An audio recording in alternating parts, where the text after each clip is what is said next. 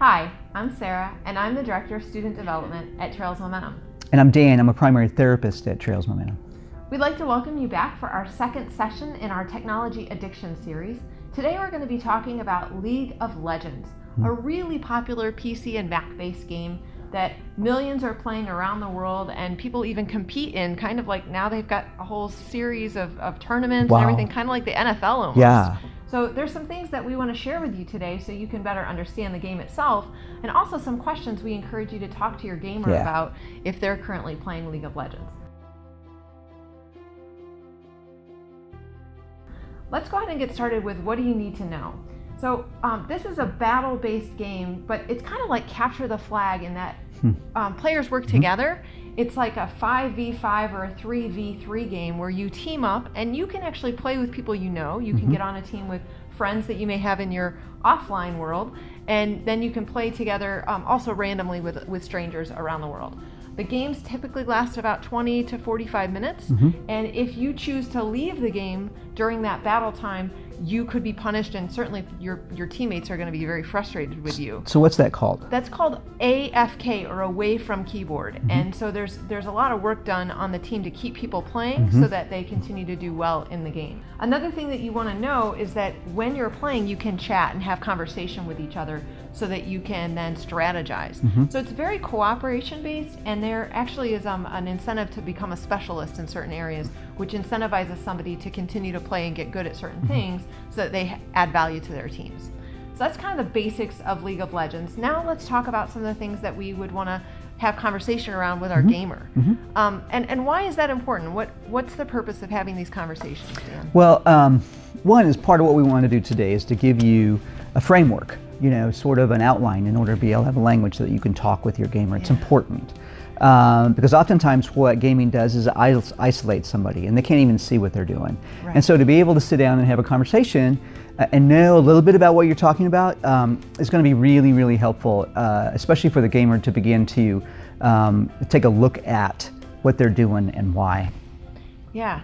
So when I think about that, and I think about like the definition of addiction, like is there something we should kind of be thinking about as we start these conversations? Absolutely. So the World Health Organization has just come up with a framework for a diagnosis. So what that means is that they've come up with a list of particular symptoms. When done together, signifies that this person has some level of addiction, that their brain is involved, that their behavior is involved, that their relationships are suffering.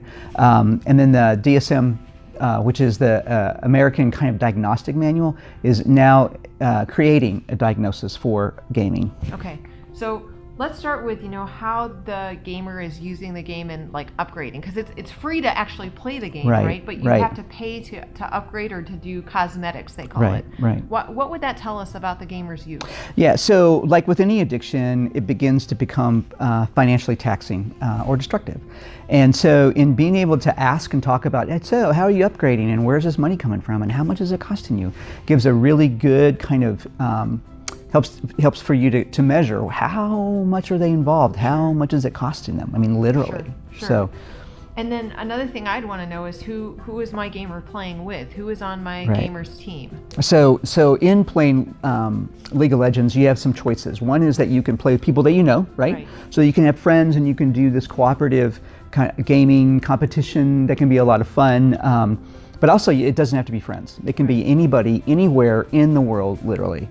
So, so you can begin to be gaming with folks that you don't know, for one, and two, it helps to, when beginning to branch out, that means that you're beginning to really take the game much more seriously. Sure. It doesn't matter that my friends aren't on, I want to play anyway. It's not a social thing that I'm doing just with my friends anymore, right? Which is a different level of gaming. Sure. Yes. So then when we talk about the whole incentive to play and incentive to do well for your team, how the gamer is minimizing that time away from the keyboard becomes another important question, right? Right. And that's a big signal. I mean, that tells us a lot. Watching how they do that is going to be a big indicator about how their lives are centered around it. So this may mean that they take very little time away, which can cost them a lot relationally, physically, health-wise, all those things. If they're spending their time in a balanced way, it says, okay, now I'm going to take a break, AFK. I'm going to do homework, or I'm going to go out and do yard work. Or I'm going to hang out with my family. We're going to go do something. That's a good indicator that, yeah, it's just part of their recreation. Right. And then in terms of like their level of competitiveness, we might also want to ask about how they're engaged in the EA Sports world and like the competition level at the tournament level. Are they watching these tournaments? Are they thinking about engaging in that level of competition themselves? How pervasive is that, right? Right. So that helps us to know kind of how much they're just really obsessed with it. Sure. I mean, versus really like it. Like NFL football. Some folks really like it, and it's only seasonal. Some folks can watch it every once in a while, not a big thing. Right. So there's actually a league for League of Legends Yeah. that can be watched and can be viewed as if you were watching a professional sport. So all of these are questions that you can talk about with your gamer to get a better understanding of how he or she may be using League of Legends to fill parts of their recreational time, and also understand whether or not it's becoming more pervasive in their life and maybe even an addiction kind of behavior. We hope you've enjoyed this session of our Technology Addiction series on League of Legends. Be sure to check our other sessions out on Fortnite and Call of Duty, and we hope to talk to you soon. Thanks so much.